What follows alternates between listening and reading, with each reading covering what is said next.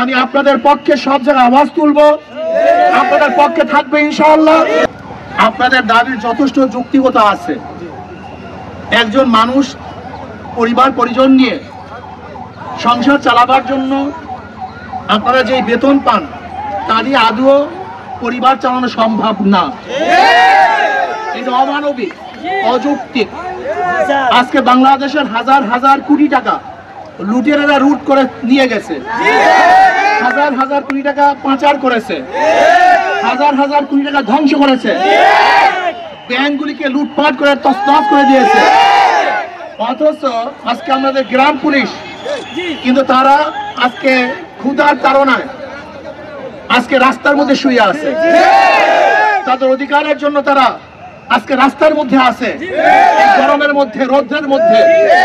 আমি সরকারকে বলবো, অন্তর্বর্তীকালীন সরকারকে বলবো, অচিরেই আপনি আমাদের গ্রাম পুলিশের ন্যায্য যে দাবি আছে সেই দাবি দাবিগুলো মেনে নেন এবং আমাদের গ্রাম পুলিশকে জাতীয়করণের ব্যবস্থা করুন।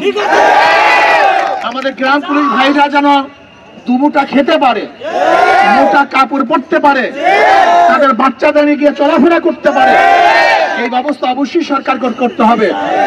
এর জন্য ইনশাআল্লাহ আমি এখানেই নয়, আমি আপনাদের পক্ষে সব জায়গায় আওয়াজ তুলবো, আপনাদের পক্ষে থাকবে ইনশাআল্লাহ এবং ইনশাআল্লাহ আপনাদের দাবির সাথে একত্রতা ঘোষণা করলাম। ইনশাআল্লাহ আপনার দাবির সাথে আমরাও আছি, ইনশাআল্লাহ আমরা থাকবো ইনশাআল্লাহ। কাজী ইনশাআল্লাহ দোয়া করেন। আমি সরকার ঘোষণা দিয়েছে আমাদেরকে শুধু বাড়ায় আমাদের বাস আমরা চেষ্টা করতেছি ইনশাআল্লাহ সর্বমহলে আপনাদের পক্ষ নিয়ে সর্বমহলে আমি নক করার চেষ্টা করব ইনশাআল্লাহ। আপনারা সুস্থ থাকুন, সুন্দর থাকুন, আপনাদের জীবন উজ্জ্বল হোক।